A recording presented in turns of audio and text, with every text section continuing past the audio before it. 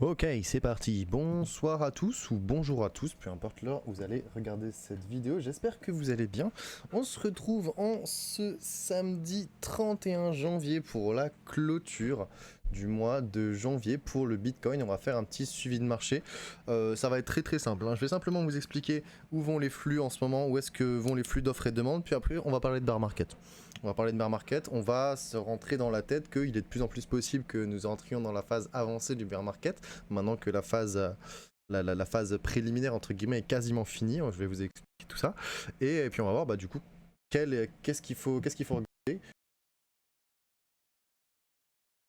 les zones de prix où on peut potentiellement aller chercher des opportunités pour les mois à venir. Si mon ordi veut bien se lancer, voilà, nickel. Alors, on va d'abord se faire un petit topo sur tout simplement l'action de prix du BTC qui enchaîne une deuxième semaine baissière pour la fin de janvier après une tentative sur la première moitié du mois de janvier 2026 qui avait donné beaucoup d'espoir de cassure au niveau des 95. Et bien là, c'est tout l'inverse qui est en train de se profiler actuellement. Si on zoome un petit peu, on est en train d'enfoncer des niveaux de manière majeure. Là, on est encore en train de chuter au niveau des 81 et on arrive peut-être même à s'y maintenir. On a méché au 80 récemment. Là, je vais sur des unités de temps très courtes pour vous donner un petit peu ce qui se passe là sur l'instant présent. Mais sur une journée, voilà, ça donne ça. On a récupéré la mèche du coup qu'on avait faite en début, en mi-novembre. On a évolué entre décembre et janvier du coup pour stabiliser, tenter une remontada haussière avec un franchissement des 95. La résistance a bien tenu. On se fait liquider les longues une première fois à Valente baissière. On se fait liquider les longues encore une fois. Et puis pour l'instant, le prix est en train de pousser vers le bas. Ça ressemble de plus en plus à un contexte de bear market. Ça me fait de plus en plus penser à ceux qu'on a connus notamment en début 2022, il y a 4 ans précisément. Je vais vous expliquer un petit peu tout ça. Bon, premièrement, on va observer les flux d'offres et de demandes. On va se demander pourquoi est-ce qu'il n'y a pas de demande. Pourquoi est-ce qu'il n'y a pas de demande?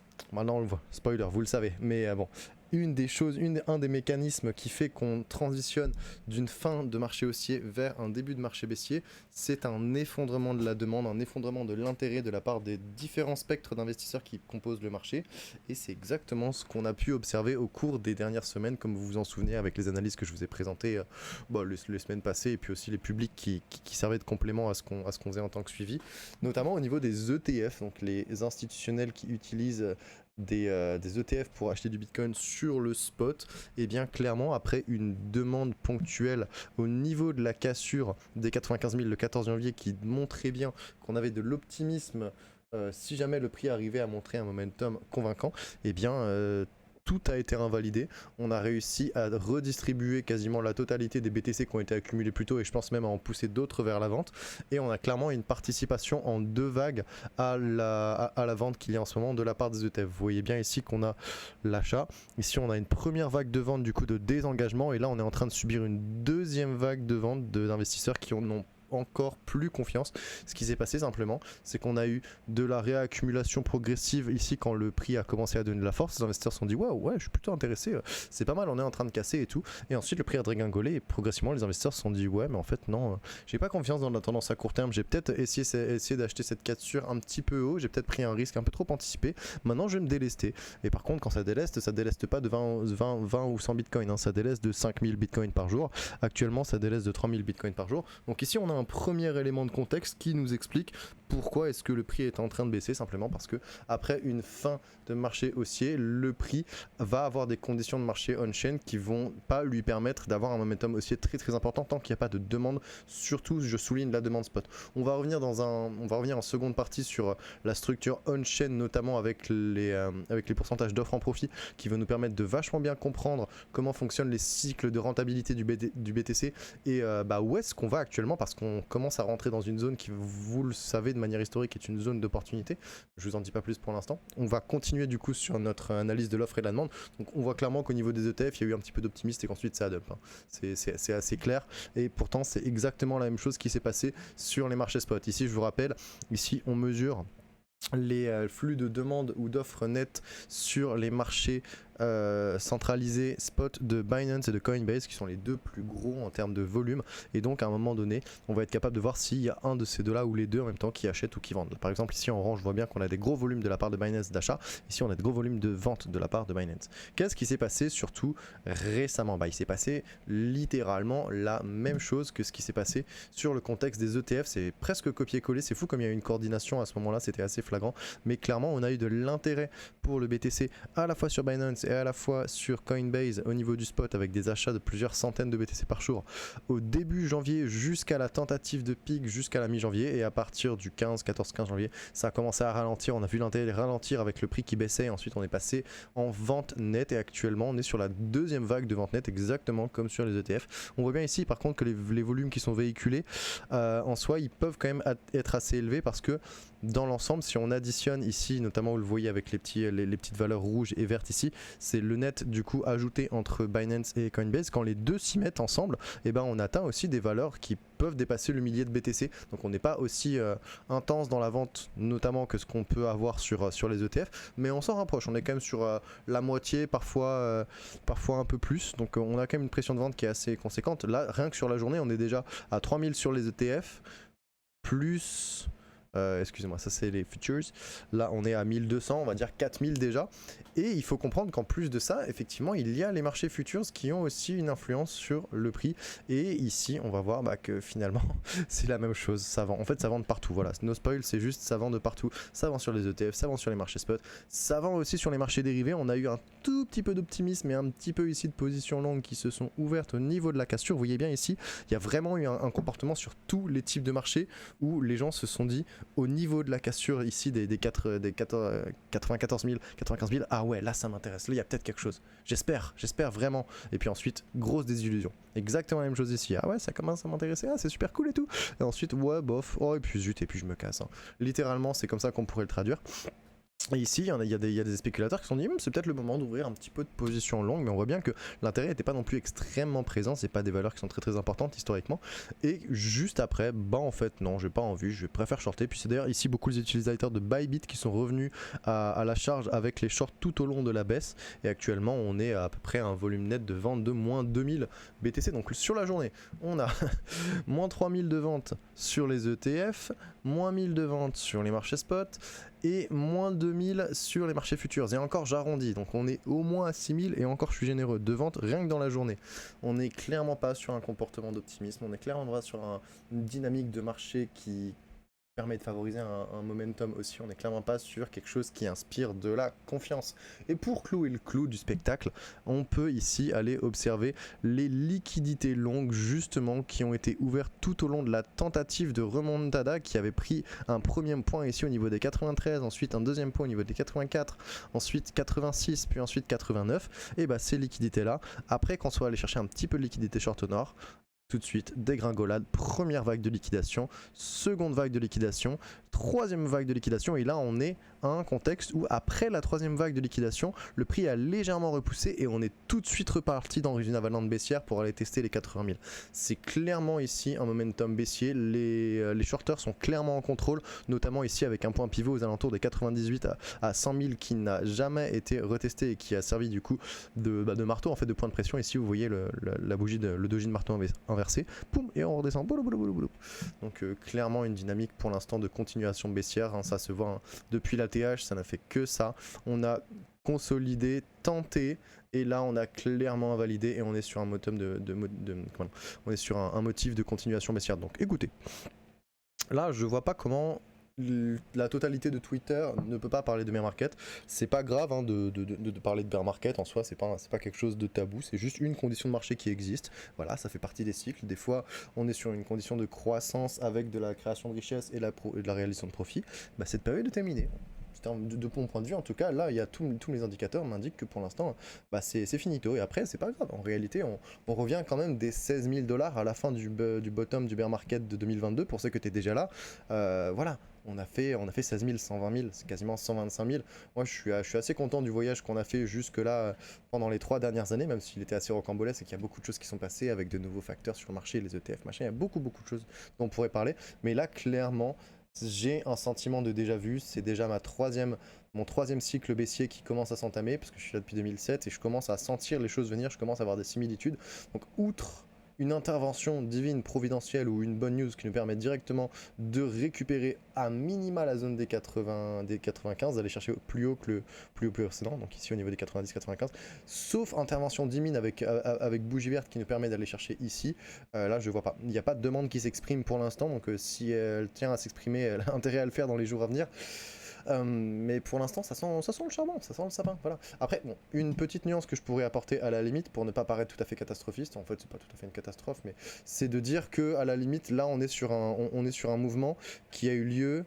Il a eu lieu quand? Il a eu lieu vendredi. Il a eu lieu samedi aujourd'hui. Donc on est dans un mouvement qui est un mouvement de week-end. Donc à la limite, vas-y, je vais me mettre en une journée. À la limite, on pourrait arguer que oui, mais là on est le week-end, il y a des chances que peut-être demain ça revienne au moins au 84 pour éviter un gap du CME. Ok, et si peut-être même ça ouvre avec un gap du CME lundi, et bien justement la quasi-totalité des gaps du CME se font combler assez rapidement et du coup boum, ça pourrait être un appel d'air pour nous rappeler là. Voilà, moi je vois pas d'autres éventualités de prophéties qui nous permettent d'aller confirmer ou du moins d'aller infirmer la thèse baissière. Là on est clairement cliché sur quelque chose de baissier. Ce qui encore une fois n'est pas tout à fait grave en soi. Voilà, je voulais simplement vous dire, le contexte du marché il est clairement vendeur, le sentiment il est clairement vendeur sur tous les types de marchés. En plus on est en train de se faire liquider les positions longues qui restaient encore ici sur le niveau des juste au-dessus des 80 000 grosso modo. Donc bon, c'est pas foufou. Et puis un autre élément pour clouer, enfin pas pour clouer le cercueil, mais c'est les dominances de toutes les capitaux du coup qui sont des stockages parfaits, en gros la distribution des capitaux sur le secteur crypto avec toutes les dominances des plus gros actifs. Donc en orange Bitcoin qui a une dominance quasiment de 60%, donc qui détient 60% de tout le capital sur le marché crypto. Ensuite on a en rose les altcoins qui ont à peu près 20%, l'Ethereum en bleu qui a à peu près 12% et les stablecoins qui ont à peu près 8%. Comportement classique de défense de la part des investisseurs et de rotation du capital vers du risk-off. Quand le prix baisse, les stablecoins ont une dominance qui augmente alors que les autres actifs, notamment les actifs les moins risqués, enfin les plus risqués tels que les altcoins et l'Ethereum, et l'Ether, eh bien eux viennent avoir une dominance qui baisse. Et c'est exactement ce qu'on voit actuellement. Je vais vous enlever les deux actifs les plus risqués. On va observer déjà un peu que ce qui se passe au niveau des actifs, on va dire refuges que sont Bitcoin et les stablecoins. Je vais pas me tromper ici, je mets les altcoins, c'est pas ce que je veux. Voilà. Et ben on a clairement ici une remontada très très forte des stablecoins qui d'ailleurs reprennent encore de la dominance ici actuellement. Bon, après c'est pas une grande dominance dans tous les cas, ça reste 8%, mais c'est le mouvement ici qui nous intéresse, c'est de savoir qu'il y a quand même un flux qui va vers les stablecoins actuellement. Pour BTC, c'est plutôt stable. On n'a pas l'air d'avoir l'impression que le BTC est en train de se faire totalement lessiver et que les capitaux sortent comme ça a pu être le cas notamment en juillet 2025. Ici, on avait une première forme de diversification qui était intéressante. Donc, c'est pas tout à fait le cas. On va partir vite fait sur l'Ether et les altcoins pour donner un petit tableau. Grosso modo, je parle de ça après. Mais grosso modo, pour l'Ether, il est en train de stagner depuis quelques temps. On est aux alentours des à peu près 12% de dominance. C'est plutôt mou, mais il n'y a pas non plus de signaux très très décourageants. Et je vais maintenant juste passer sur Bitcoin et les altcoins pour vous ramener juste sur la petite poussée qui était là, qui était intéressante. Vous voyez, juste au niveau de la petite poussée, au niveau de la tentative de reprise, du coup aux alentours des 94, 95, 96 potentiellement pour BTC, qu'on a essayé de pousser ici, là, ce que je vous indiquais avec l'intérêt sur les marchés spot et futures et tout.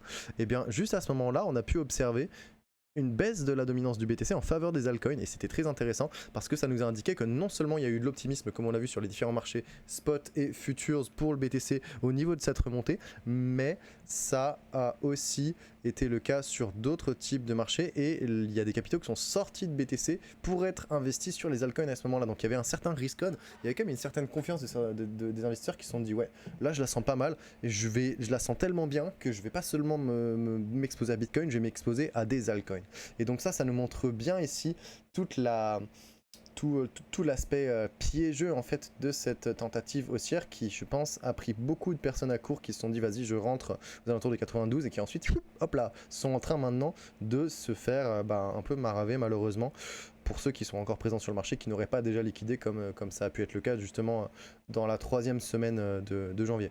Donc ça c'est pour le contexte global. Dans l'ensemble, on est clairement, regardez, voilà, on est clairement en train de pousser. Là je vous ai mis un petit graphique avec des données en temps réel, juste pour illustrer le propos de ce qui se passe en ce moment, mais clairement voilà, on est peut-être en train d'essayer de récupérer les 80, intervention divine potentiellement, qui nous permet de ne pas chuter tous les 80 là en cette soirée du 31 janvier, samedi 31 janvier, mais au-delà de ça, bon, c'est pas non plus terrible. Je vais rester en une journée pour que ce soit tout à fait clair. Voilà, on est quand même sur quelque chose de particulièrement bas. Pour récapituler clairement, on a eu de la demande au niveau de la tentative de cassure. Après, derrière, ça a littéralement commencé à vendre tout de suite, que ce soit sur les marchés spot, sur les ETF, sur les marchés futurs. Et là, on est encore en train de se bouffer la fin des liquidations sur les marchés dérivés au niveau des positions longues. Et potentiellement, même, on est en train d'aller gratter plus bas en continuation baissière. Donc, c'est pas très jojo. Sur 3 jours, on va voir ce que ça donne un peu. Juste histoire d'avoir un petit peu de vision à court terme aussi, ça peut être intéressant, juste à titre informatif. Ouais, voilà, on a clairement des shorters qui se sont dit on va défendre même le niveau des 87 ici. Et bon, bah, ça peut être une zone intéressante, pourquoi pas aller rechercher si intervention divine et qu'on arrive justement à aller chercher un peu des shorts et à les foutre en stress. Mais pour l'instant, les vendeurs sont clairement en possession de tous leurs moyens et en contrôle de la tendance. Vous voyez ici à quel point les positions short ont permis de verrouiller ce niveau. Une fois qu'on est parti chercher en dessous des 87, hop là, boum, plein de shorts qui s'activent d'un coup, impossible de récupérer le prix et boum, ça continue, continuation baissière.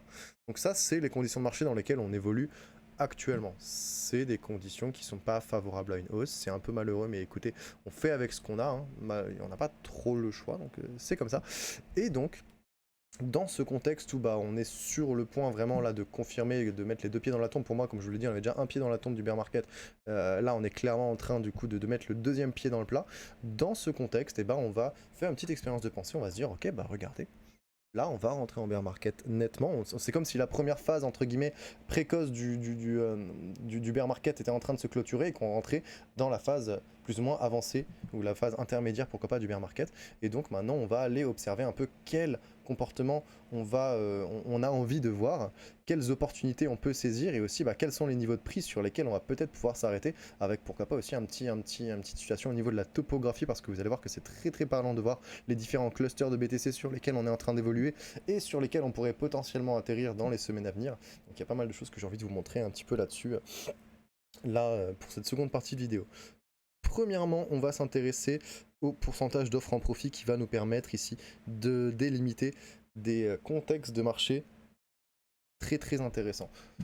On va avoir ici du coup au-dessus des bornes statistiques supérieures, on va avoir les contextes de marché où la rentabilité est très élevée et c'est particulièrement intéressant de prendre profit. Il y a une forte incitation à la prise de profit qui d'ailleurs permet souvent de ralentir la tendance parce qu'on est beaucoup à être rentable et à être très rentable, donc on se dit bah ouais c'est pas mal le moment de vendre et du coup on accentue notre pression de vente, notre prise de profit à mesure que le prix augmente, mais au bout d'un moment la pression de vide devient trop importante et du coup le prix stagne et il commence à baisser. Donc ça c'est un contexte, c'est le contexte de surchauffe à court terme. Pourquoi je dis à court terme? Parce que c'est pas dès la première fois qu'on a un pourcentage d'offres en profit qui monte à 99% qu'on est en fin de tendance haussière. Si on prend le premier signal ici aux alentours des 68 000 $ et qu'on vend tout, on a loupé la tendance parce qu'elle va jusqu'à 125 000 et on peut encore faire un x2. Donc ça ici c'est un signal de surchauffe locale, et pour savoir si la tendance elle est totalement foutue, il faut voir la réaction de cet indicateur avec du coup sa moyenne historique. Si on reste au-dessus, rebond. Tout va bien, rebond, tout va bien. Une fois qu'on l'invalide, ça sent plus très bon. Et quand on l'invalide, il faut absolument arriver à récupérer cette moyenne à long terme.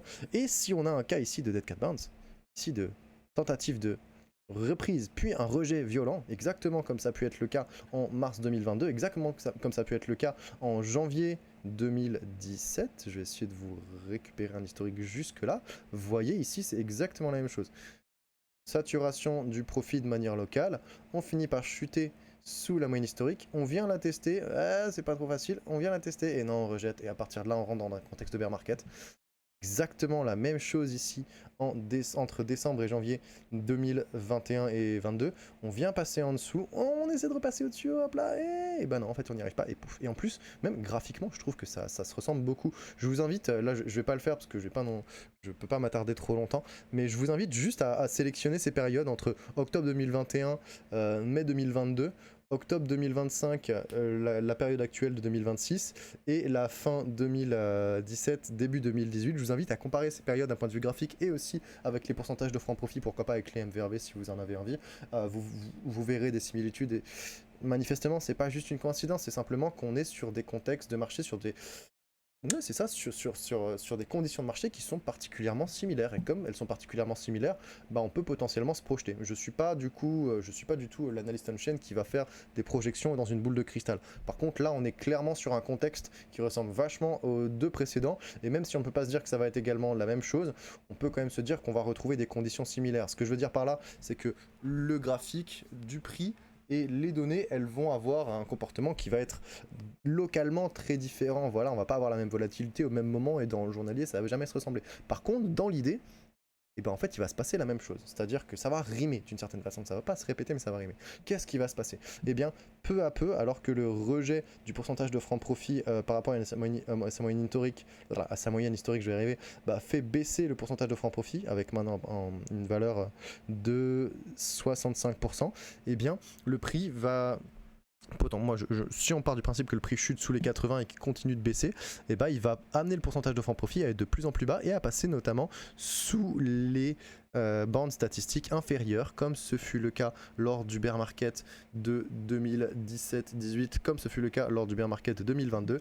Et à ce moment-là, on va rentrer dans une période de à peu près 8 mois, 8 à 10 mois, où le pourcentage de francs profit va osciller proche, voire en dessous de ces deux bornes. Et c'est lorsqu'il est en dessous de ces deux bornes qu'on a les meilleures opportunités d'achat. Ça nous donne ici les bottoms locaux de mai 2022, de juillet 2022 et de novembre 2022. Ça nous donne aussi les différents bottoms locaux qui peuvent arriver aux alentours de 2018, mais surtout la magnifique capitulation, je ne sais pas si vous étiez présent pour certains, la période de faible volatilité, plus en plus l'écrasement qu'on a connu à ce moment-là, c'était magistral. Et ça aussi c'est capté, hein. Ça aussi c'est capté par le pourcentage de francs profit. Donc ça c'est une première chose.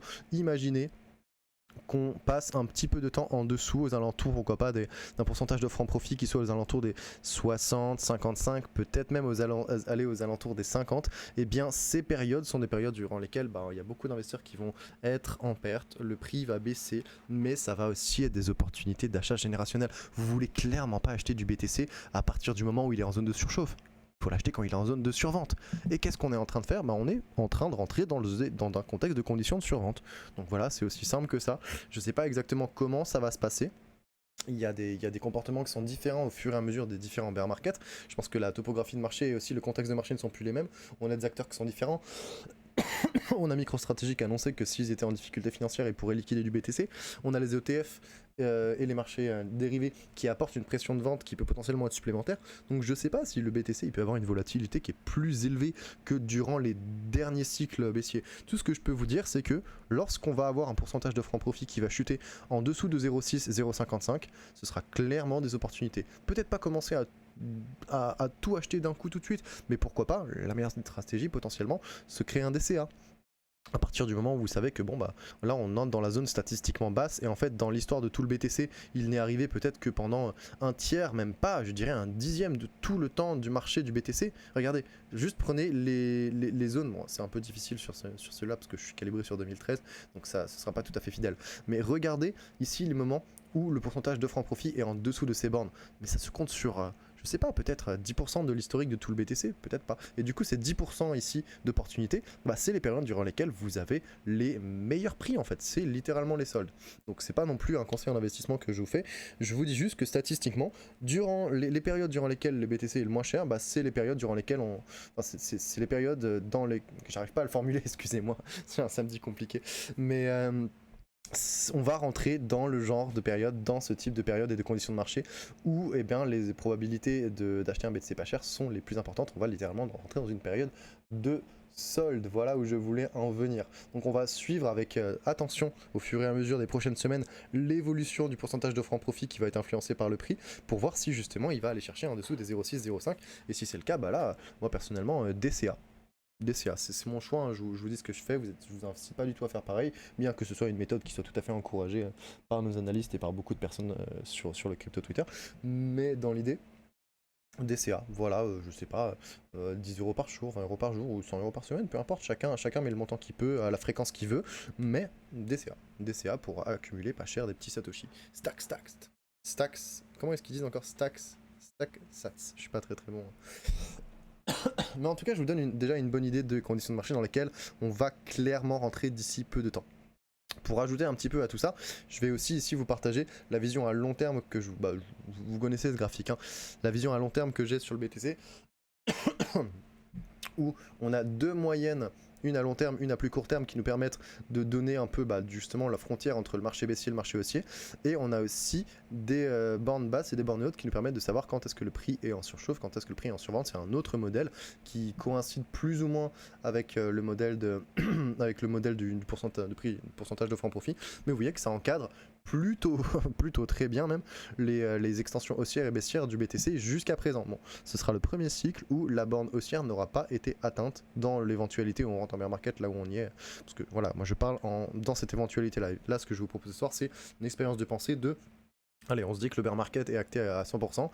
Qu'est-ce qu'il faut regarder? Dans quel contexte on va arriver? Et où seront les zones d'opportunité?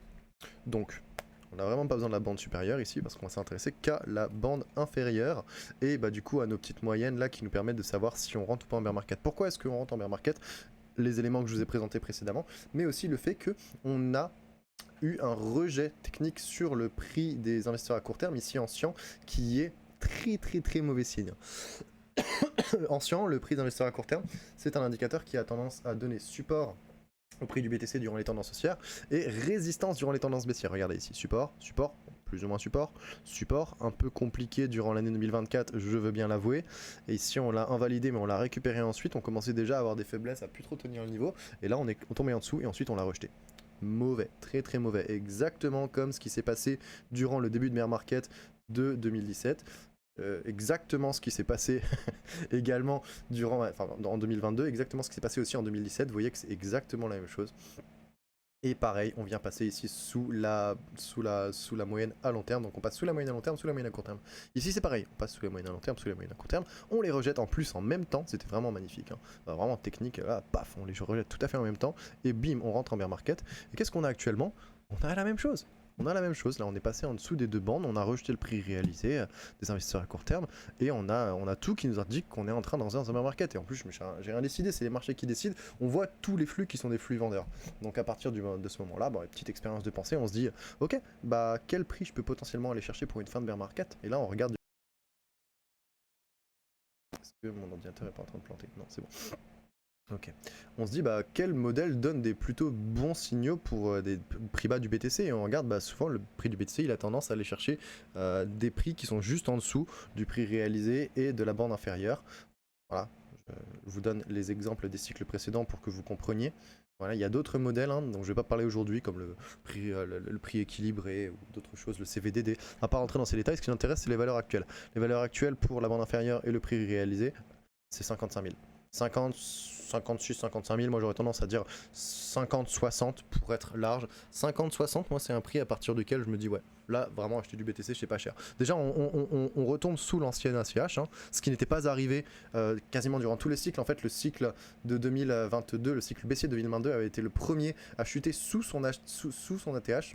On s'attendait vraiment pas, on s'attendait à ce qu'il tienne les 20 000 et il a baissé jusqu'au 18 000, 16 000 à peu près avant de repartir. C'était la première fois que ça arrivait. Il n'y a pas de raison qu'on aille, moi je vois pas pourquoi on n'irait pas chercher en dessous des 75 000 à peu près pour ce cycle baissier-ci, et du coup une target aux alentours un petit peu plus bas que l'ATH précédent, comme un petit peu plus bas de 20 000 c'était 18 000, là un petit peu plus bas de 75 000 ça peut être 60-50 000. Donc moi j'aurais pas du tout de problème à dire qu'un bottom de marché pourrait arriver vers ces niveaux là. Bien sûr on pourra aussi confirmer un bottom de marché avec les indications qui vont nous être fournies par le pourcentage de franc profit et d'autres indicateurs comme le MVRV, le SOPR que je ne mentionne pas aujourd'hui parce que je vais regarder ça plutôt simple. On va aller plus en détail sur les comportements et les saisonnalités de marché baissier, on va les comparer un peu au cours des prochaines semaines, mais là je veux simplement ouvrir un peu la fenêtre d'Overton au fur et à mesure. Ça fait un moment qu'on parle de Dead Cat Bounce, du fait que le prix il est pas joli, donc je vous ai déjà préparé mentalement à ce que je veux, à ce qui va potentiellement venir, et là on va encore plus loin dans la fenêtre d'Overton, on évoque déjà potentiellement les valeurs de bottom pour le bear market qui serait aux alentours de 50 ou 60 à peu près si on compare avec les cycles précédents, et le fait que c'est un indicateur qui est plutôt propre. Enfin, pour que vous compreniez ce qui est en train de se jouer. Ce qui s'est passé tout au long du début de l'année 2025, c'est qu'on a ici essayé on a évolué au sein d'un cluster d'accumulation d'offres qui était situé ici, entre les 80 et les 100 grosso modo. En fait, tout l'enjeu ici, c'était de récupérer le plus haut du cluster, ici le deuxième cluster qui est entre 100 et 120. Si on regarde ici, le 1er janvier, où est-ce qu'on était ? 1er janvier, on était au milieu du cluster bas. On va appeler ça le cluster haut, on va appeler ça le cluster bas. Et en fait, au fur et à mesure, on a essayé ici d'évoluer et d'aller chercher le haut du cluster bas, si vous comprenez ce que je veux dire. Donc le haut ici, la frontière, pour aller chercher ici le bas du cluster haut, donc pour transiter vers, hop là, celui-ci, et ensuite aller chercher plus haut. Et bah c'est pas du tout ce qui s'est passé. On a testé ici, on l'a rejeté, et hop, on est redescendu en bas. Et où est-ce qu'on se situe actuellement ? En fin de Big 2026 janvier, eh bien on se situe totalement à l'inverse, c'est-à-dire que on a fait j'essaye, poc, et on est redescendu. Et dans l'idée où on rentre dans un bear market actuellement, bah, le prix va baisser. Le prix va baisser vers où ? Il va baisser jusqu'au nouveau cluster le plus important d'accumulation, et ce cluster il se situe où ? Entre 55 et 65 grosso modo, ce qui coïncide plus ou moins avec les données, c'est pas tout à fait précis, mais ça coïncide plus ou moins avec les données ici que nous estime le prix réalisé et la bande inférieure, donc je trouve ça plutôt pertinent. L'idée c'est que bah, manifestement on n'a pas réussi à récupérer le cluster haut, là on rejette, bon bah, on va aller chercher un cluster bas, c'était déjà arrivé pendant le bear market précédent, donc voilà, je suis tout à fait ok à dire que rendez-vous vers les 50-60, si en plus on a la même temporalité que les cycles précédents, ça va pas durer très longtemps, on est en janvier, je pense que d'ici octobre, novembre, c'est bon, hein, regardez, le bear market de 2022. Alors on a eu la fin de marché baissier en fin 2021, on a eu la première correction ici avec du coup on pourrait dire la transition vers le momentum baissier, le dead cat bounce, la confirmation du momentum baissier, ça c'était en avril, et ensuite on descend jusqu'en décembre, ça dure à peu près un an grosso modo, depuis l'ATH de novembre jusqu'au bottom de novembre de l'année suivante. Plutôt kiff hein, d'ailleurs sur le bear market de fin 2017. En décembre 2017 on a l'ATH, ensuite en janvier-février 2018 on vient invalider le momentum haussier, avoir la correction, on vient rejeter, et ensuite et on descend jusqu'en décembre 2018, donc décembre 2017, décembre 2018, vous voyez, un an.